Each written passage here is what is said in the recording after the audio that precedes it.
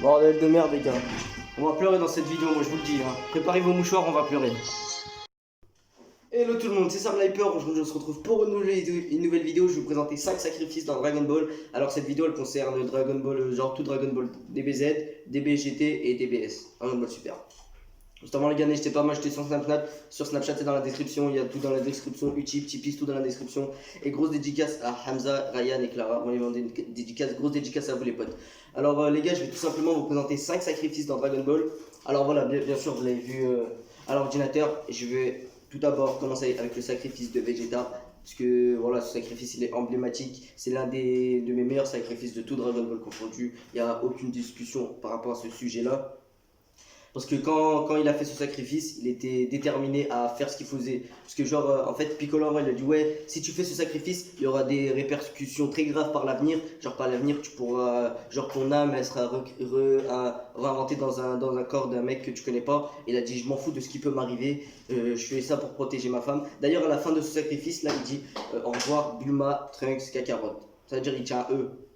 Et puis voilà. Et c'est Vegeta qui se sacrifie, bordel. Si on nous disait que avant, quand Vegeta il arrivait sur Terre avec Nappa, que 15 ans, quelques années plus tard, contre Boubou il se sacrifiait, personne ne nous aurait cru, les gars. Parce qu'au départ, c'est un méchant et là il se sacrifie. C'est emblématique. Emblématique. En plus, c'est mon personnage préféré et franchement, je suis obligé de le mettre dans ce top parce que franchement, c'est l'un des plus beaux sacrifices avec la musique qui colle. Rien à dire. En plus, avant le sacrifice, il embrasse Trunk. Il a dû lui dire depuis ta naissance, je t'ai jamais pris dans mes bras. Et là, il lui prend dans ses bras et après, il assomme Trunks et Goten pour les donner à Piccolo qui les emmène au palais là pour qu'ils apprennent la fusion. Et lui, pendant ce temps, il se fait sauter pour emmener Majin Buu. Bien sûr, dans la mort avec lui, vu que c'est un sacrifice, mais malheureusement, Majin Buu n'est pas mort, et puis voilà. Mais son sacrifice a servi à quelque chose finalement. Il n'a pas servi à quelque chose, mais franchement, il a servi genre en fait, avec ce sacrifice, il est basculé direct aux côtés des gentils.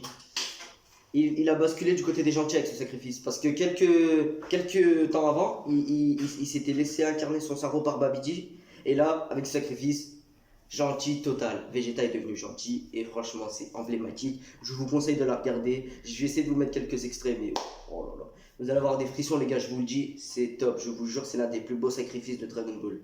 On passe au sacrifice suivant. Buvez les gars, c'est important parce qu'il fait chaud un peu moins et puis bon. Voilà. Donc les gars, on enchaîne tout simplement au deuxième sacrifice que j'ai mis dans cette vidéo, c'est celui de Goku contre Cell. Goku il a fait plusieurs sacrifices quand même les gars si vous comptez bien. Il a fait le sacrifice contre Raditz, le sacrifice contre contre Cell, et je sais pas après. Bref, alors là, le sacrifice de Goku contre Cell il est mémorable du sens où tragique pour Gohan. Gohan qui le voit se sacrifier juste devant lui, parce que Gohan il a 4 pattes comme ça, il le regarde sacrifier juste devant lui, il lui fait. Et juste avant de se sacrifier, les gars, il a fait un discours à Gohan. Amazing le discours qu'il lui a fait. Il lui a fait voilà, tu m'as rendu heureux, tu as su te transformer en SJ2, j'ai cru en toi, tu as réussi à battre Cell. Mais Cell il avait un atout derrière lui, c'est qu'il avait fait une bombe, enfin genre en fait il s'auto-explosait, il se tuait lui, et il tuait toute la Terre. Et Goku a eu l'idée de se téléporter dans la planète de Kaio et puis de mourir là-bas. Et puis voilà, c'est un peu héroïque de sa part, c'est carrément héroïque de sa part d'avoir fait ça. Moi, je kiffe ce sacrifice-là. Quand j'étais petit, j'en avais pleuré de ce sacrifice, les gars, pour vous dire, c'était juste amazing quand je l'avais fait quand j'étais petit. Et puis voilà, c'est tout à fait logique que je le mette dans ce top parce qu'il est emblématique du sens où Cell il est pas mort pareil que Vegeta. Cell il est pas mort dans ce sacrifice-là parce qu'il a été réincarné avec son noyau. Là, j'ai pas trop compris. Il y avait un délire avec son noyau, il a été réincarné. Et puis après, vu qu'il a des cellules de Saiyan, il est devenu encore plus fort parce qu'il a su se transformer en SJ2 parce qu'il avait quand il frôle la mort il devient plus fort comme un Saiyan et puis voilà. Du coup voilà le deuxième bien sûr sacrifice que j'ai mis dans cette vidéo. Dites-moi ce que vous en pensez, dites-moi lequel des sacrifices est le plus emblématique pour vous dans l'univers de Dragon Ball et puis voilà, on passe au troisième sacrifice. Re les gars, on se retrouve au troisième sacrifice que j'ai mis dans cette vidéo, vous l'avez vu à la miniature, c'est le sacrifice de Piccolo contre Nappa. Ça on est au tout début de Dragon Ball et c'est Piccolo qui se sacrifie pour sauver Gohan. Voilà en fait, Nappa lance une grosse charge sur Gohan, Piccolo qui se jette devant lui, qui fait comme ça, ah. Et puis allez, il prend la charge, et puis voilà, il prend la charge contre Gohan et puis Piccolo meurt par la suite, et puis voilà. Le sacrifice il est emblématique parce que Piccolo c'est lui qui a entraîné Gohan quand Goku il est mort. à cause de Raditz, bah c'est bien sûr Piccolo qui a entraîné Gohan parce que c'est son maître et ça fait plaisir que son maître se sacrifie pour son élève. Juste en plus Gohan il était petit, regardez. Et puis voilà, franchement, après on voit l'image où Piccolo pleure, c'est tragique, franchement c'est tragique les gars. C'est oh là là, c'est trop tragique les gars. Vous voyez Piccolo pleurer devant Gohan, Gohan qui pleure, qui s'énerve, et puis voilà. Après il y a Goku qui est arrivé, qui a défoncé Nappa en 2-2. Et puis voilà, mais franchement, ce sacrifice, il a servi à quelque chose. On peut pas dire qu'il a servi à rien comme Goku et Vegeta. Ce sacrifice a servi à quelque chose, les gars.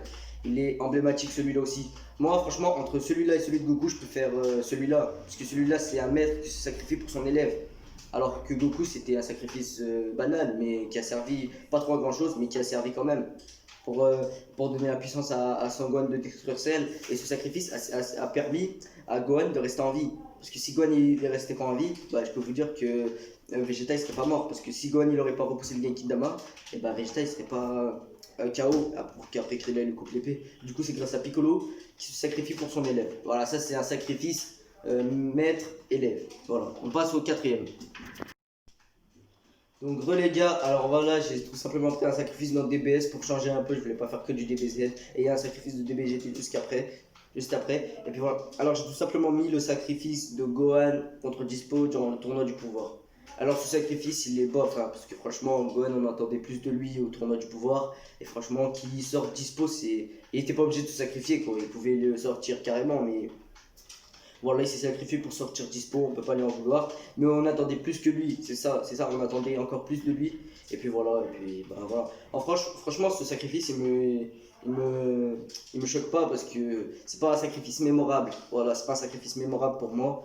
Et puis voilà, franchement, c'est un sacrifice normal, quoi. Je sais pas.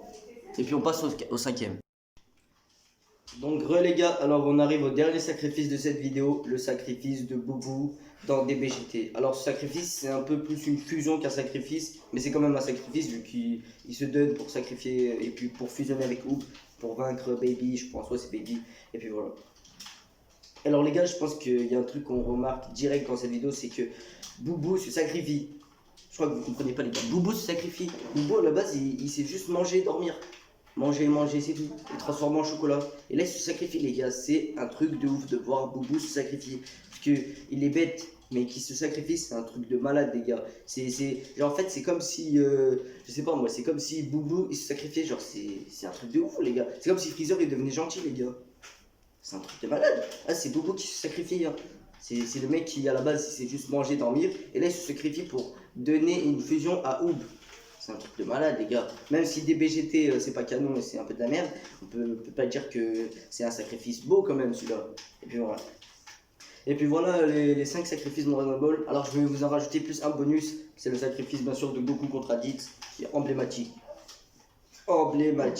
Il est emblématique ce sacrifice parce qu'il se donne, il se tue pour tuer Raditz. Et puis voilà. Dites-moi en commentaire si j'ai loupé quelques sacrifices, peut-être que j'en ai loupé quelques-uns. Dites-moi en commentaire, c'est fait pour ça. N'hésitez pas à lâcher un gros pouce bleu, à partager la vidéo, à vous abonner. Et moi je vous dis ciao à la prochaine vidéo.